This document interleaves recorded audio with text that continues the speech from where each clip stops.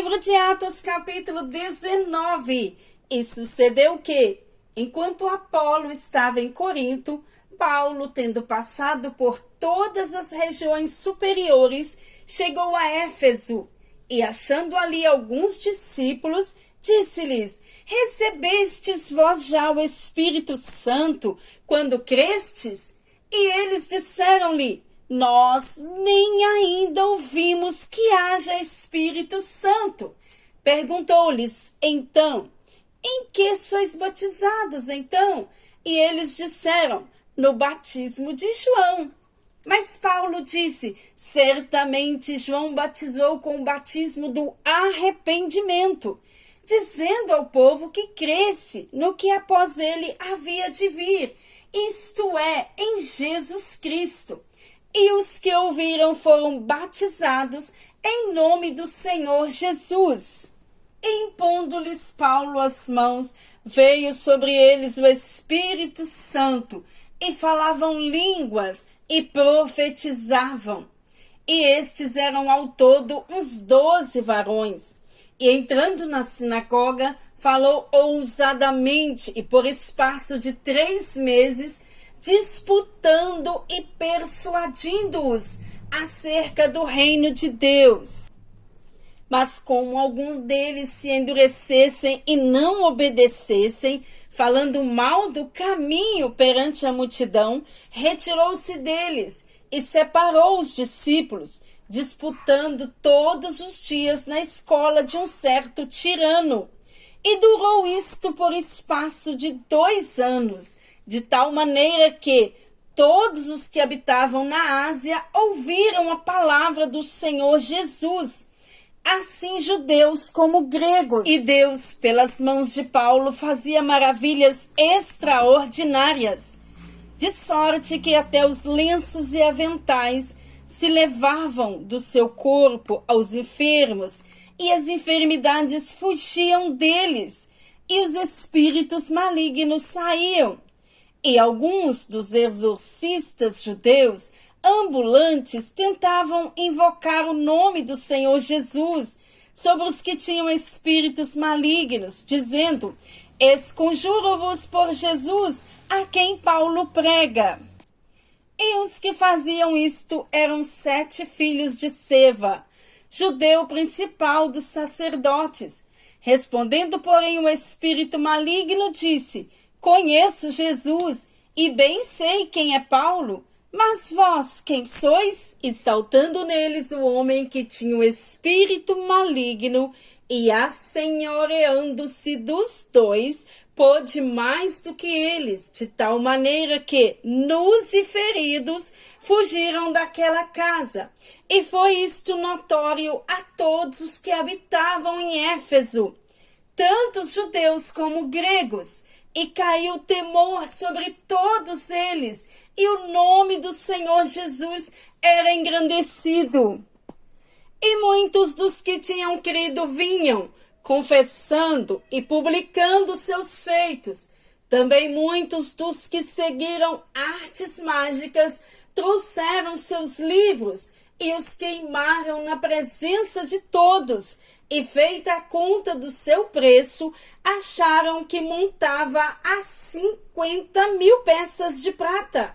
Assim a palavra do Senhor crescia poderosamente e prevalecia. E cumpridas estas coisas, Paulo propôs em espírito ir a Jerusalém, passando pela Macedônia e pela Acaia, dizendo: depois que houver estado ali, importa-me ver também Roma. E enviando à Macedônia 2 daqueles que o serviam, Timóteo e Erasto, ficou ele por algum tempo na Ásia. E naquele mesmo tempo houve um não pequeno alvoroço acerca do caminho, porque um certo ouvires de prata, por nome Demétrio, que fazia de prata nichos de Diana, dava não pouco lucro aos artífices, aos quais, havendo-os ajuntado com os oficiais de obras semelhantes, disse: varões, Vós bem sabeis que deste ofício temos a nossa prosperidade. E bem vedes e ouvis que, não só em Éfeso, mas até quase em toda a Ásia, esse Paulo tem convencido e afastado uma grande multidão, dizendo que não são deuses os que se fazem com as mãos. E não somente há o perigo de que a nossa profissão caia em descrédito, mas também de que o próprio templo da grande deusa Diana seja estimado em nada, vendo a majestade daquela que toda a Ásia e o mundo veneram a ser destruída. E ouvindo, encheram-se de ira e clamaram, dizendo: grande é a Diana dos Efésios. E encheu-se de confusão toda a cidade, e unânimes correram ao teatro, arrebatando a Gaio e a Aristarco, macedônios, companheiros de Paulo na viagem, e querendo Paulo apresentar-se ao povo, não lhe o permitiram os discípulos, e também alguns dos principais da Ásia, que eram seus amigos, lhe rogaram que não se apresentasse no teatro. Uns, pois, clamavam de uma maneira, outros de outra, porque o ajuntamento era confuso, e os mais deles não sabiam por que causa se tinham ajuntado. Então tiraram Alexandre de entre a multidão, impelindo-os aos judeus para diante, e Alexandre, acenando com a mão, queria dar razão disto ao povo.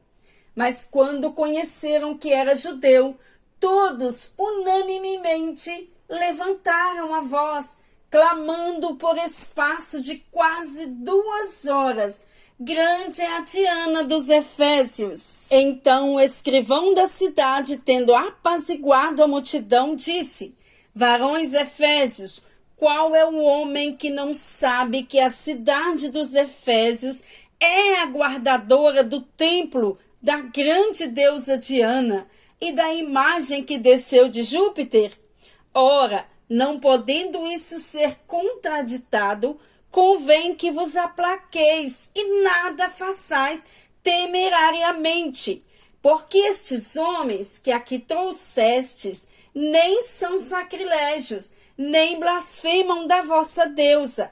Mas se Demétrio e os artífices que estão com ele têm alguma coisa contra alguém, há audiências e há procônsules que se acusem uns aos outros. E se alguma outra coisa demandais, averiguar se há ilegítimo ajuntamento. Na verdade, até corremos perigo do que, por hoje, sejamos acusados de sedição, não havendo coisa alguma com que possamos justificar este concurso. E tendo dito isto, despediu o ajuntamento.